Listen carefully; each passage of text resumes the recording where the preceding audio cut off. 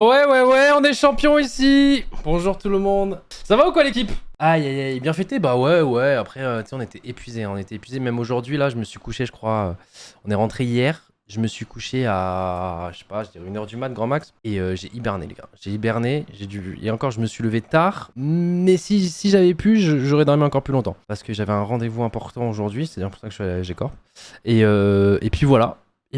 Ouais, on est champion, mon grand. On est champion, mon grand. Effectivement. Attendez, les gars, faut qu'on se revoie cette vidéo là. Ah, parce que, tu sais quoi, je l'ai pas revue, je voulais la revoir avec vous. Bon, c'est un petit truc un petit peu nostalgique parce qu'on se l'est mis dans la voiture instantanément quand on est parti. Mais les gars. C'est bon, ça marche. Bon. Ah, attends, faut que je me la remette un petit peu quand même. Ah, tout commence ici. Je suis un enfant espiègle, très casanier, mais toujours à la recherche de nouvelles activités stimulantes. Très vite, je découvre une passion qui surclasse tous mes autres intérêts, les jeux vidéo. La musique, on se l'est mis en boucle. Je décide de me filmer en jouant. Yo tout le monde, c'est Squeezie. Yo les boys, Yo tout le monde, c'est Gotaga, on se retrouve aujourd'hui pour un nouveau... Rapidement je deviens meilleur, et les vues montent.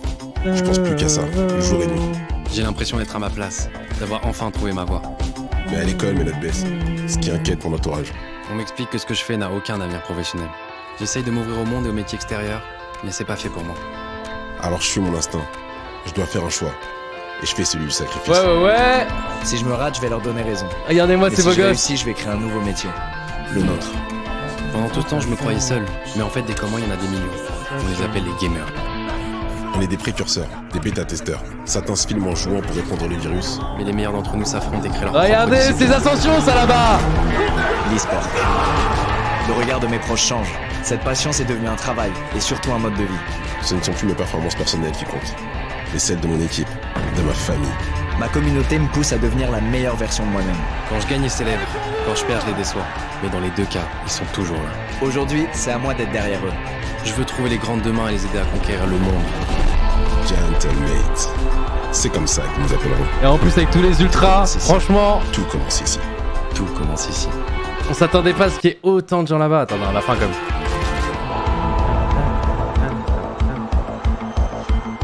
Aïe aïe aïe aïe aïe aïe aïe aïe. Ah non mais les gars, je vous jure la musique, on se l'est mise en boucle après dans la voiture. Oh, vous vous rendez pas compte hein. Franchement j'ai mis du temps à réaliser hein. Je vous cache pas, j'ai mis du temps à réaliser. C'est même pas le fait qu'on soit en VCT.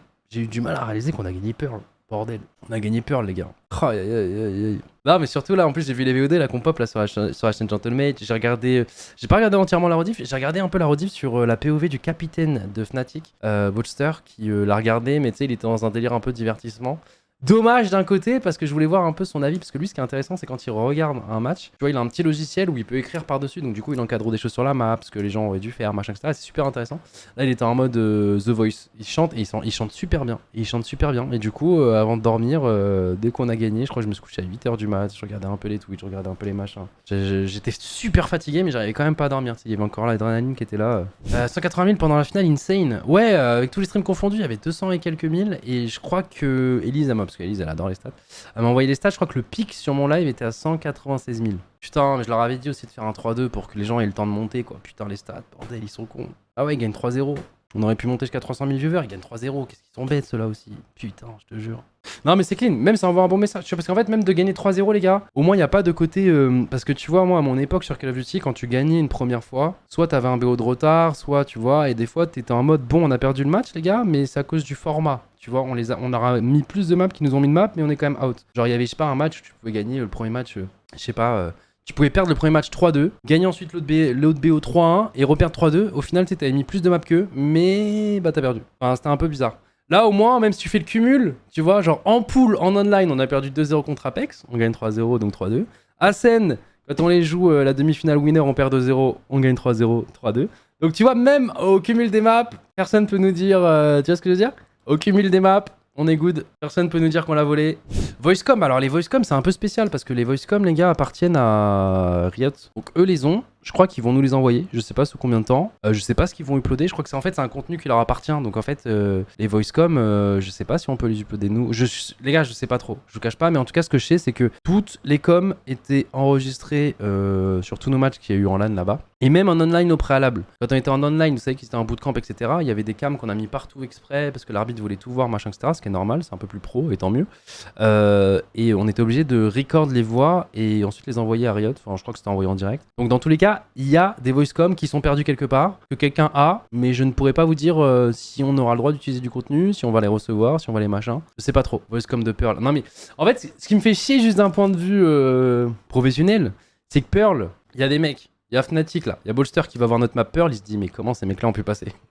Frérot, on a Logan qui loupe son wall. On se fait clutch de partout parce qu'on n'a pas d'automatisme sur la map, etc. Ils doivent se dire, les mecs au-dessus, en mode et après, ça dit ça à niveau VCT. Parce que c'est vrai que notre Pearl, les gars, on l'a gagné sur un tease. Tu vois, un peu comme sur une strat StarCraft 2, en mode on tente un truc pour un match, une chance. C'est un tease. Genre là, on rejoue Pearl contre n'importe quelle équipe, même de VRL, même en dessous de la VRL si tu veux, on se fait éteindre. Vraiment, ça a été genre une strat en mode de. One time, on choque, on surprend et on pourra plus jamais l'utiliser. Mais du coup, même si on l'a gagné, on était vraiment nuls dessus, les gars. Vraiment. Je pense que dans le BO, si tu la mets, je comprends pas pourquoi ils l'ont pas piqué en premier Fnatic. Vraiment. Ils l'ont laissé en deuxième. Parce que je pense qu'ils pensaient vraiment être imbattables sur Haven. Et je pense qu'ils voulaient mettre Haven pour nous shutdown, la gagner, avoir Pearl en mode bonus, c'est sûr, il y a 2 maps pour eux.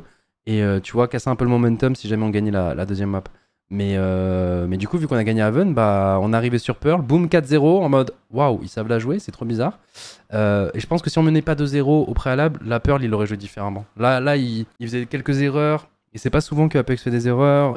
Dans leur duel, ils étaient hésitants. Ils avaient 100% de win rate sur Haven, joué 9 fois. Ouais, c'est pour ça, je pense. C'est un peu comme Asen. Je sais pas si vous regardez la rediff, les gars, de Asen quand ils font les pick et ban. Je sais pas si on l'a sur notre stream à nous, mais sur le stream officiel, vous l'avez. Avant que le match commence, tu vois les pick et ban et les réactions de quand on fait les picks et quand on fait les bans. En tout cas, le coach et le capitaine de chaque équipe. Et vous voyez, Asen, ils sont contents. Ils se check après les pick et ban. Ils sont en mode oh, bah attends, on a Lotus, on a Asen en première map. C'est au moins. C'est au moins 2-1 minimum, ils se check en mode ils sont trop contents. Quelle fut la surprise quand on les a déchirés sur Fracture? Je pense qu'ils étaient pas prêts. La retake sur Haven, genre... Ah non mais les retakes, mais vous vous rendez pas compte, je sais pas. Ça a été filmé, mais je sais pas quand est-ce que vous aurez accès à ces images. Je suis désolé, là je vous préviens d'avance. Ça a été filmé, on a tout, mais je sais pas quand est-ce que vous aurez accès à ces images. Mais ce qui est trop marrant, c'est qu'au moment de la finale, juste avant, tu vois, avant que la finale commence, etc. Il y a Exi qui est sur un PC, qui leur montre tout ce qu'ils ont travaillé toute la nuit, machin, etc. De comment faut retake, comment faut machin, etc.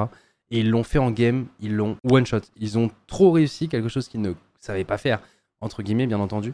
Mais vous vous rendez pas compte la difficulté. Là, c'est là qu'on voit qu'on a des joueurs vraiment talentueux.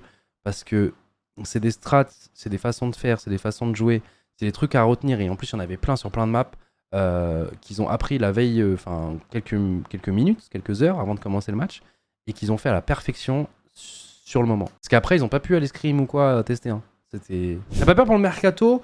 Bah si, il y a déjà des joueurs qui ont reçu plein de propositions et dites-vous, j'en parle maintenant, je sais pas en parler avant, mais sans citer de nom, etc. Dites-vous, et nous ça nous a un peu saoulé, c'est qu'il y a certains joueurs qui avaient été contactés avant, dites-vous, pendant la finale mandatory playoff, il y a des joueurs de chez nous qui avaient déjà été contactés. Et tu sais, vu que tout se sait, bah c'était un peu chiant parce que du coup, bah normalement t'as pas le droit de faire ce genre de choses, entre guillemets, et ça met un certain mood, tu vois, genre, et ça c'était un peu chiant.